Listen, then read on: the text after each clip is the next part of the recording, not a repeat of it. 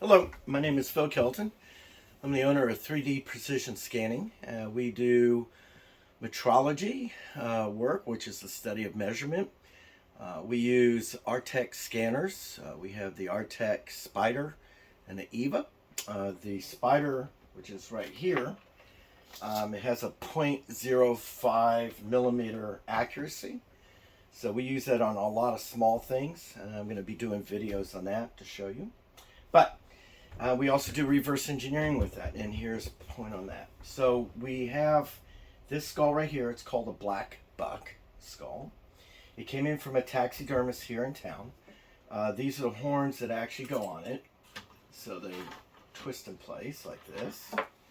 And the problem with the taxidermist is that he has to destroy the skull in order to mount it on the rest of the form. Then this is a form here. Sorry. So this is a fish, obviously, but just to give you an idea.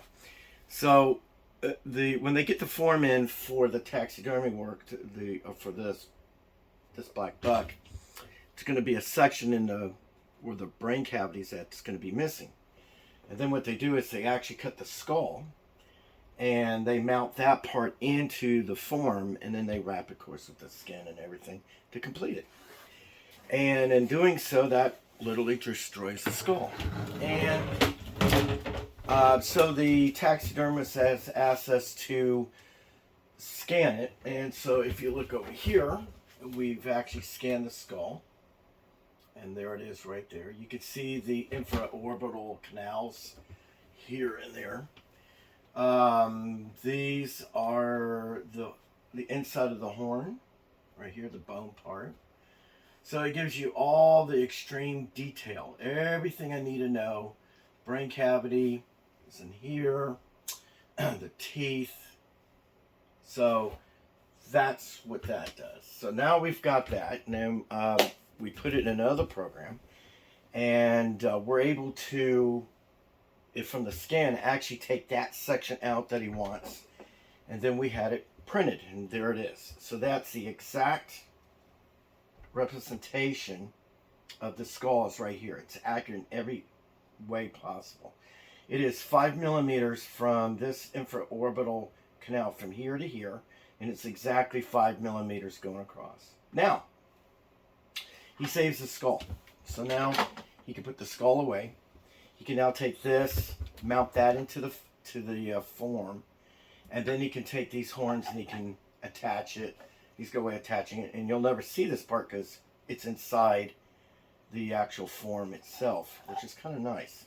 Now, granted, you can already buy these kind of like this. They're fully skulls and everything, but the problem is it's all generic. It's all one size. So with our scanners, and because it's so accurate, so now you can come back and say, look, I've got another black buck that came in, but instead of being 5 millimeters across, it's 7 millimeters across, or it's 3 millimeters across, or it's 4.5, or however, whatever that dimension is. He can tell me what it is, and then in the program I can, with that distance, I can either make that skull bigger or smaller, which is really cool. And so I don't have to scan this black buck again. It's done. And they're usually all the same, unless there's some kind of imperfection or something like that. Now, the really cool thing is, because of that, we are able to, from that scan, I can make it, here you go, I can make them smaller. So there's the black buck, and we're going to be making a pendant out of this for him. And if you spin it around, all the detail that's in that scan is in here. So it is the most lifelike recreation you can get. And what we did is, and then we can even change it if you don't like the color. We can bling it for you if you like. We can add eyes to it, all that fun stuff. So then we made one even smaller yet, and I've got a request to make earrings out of it.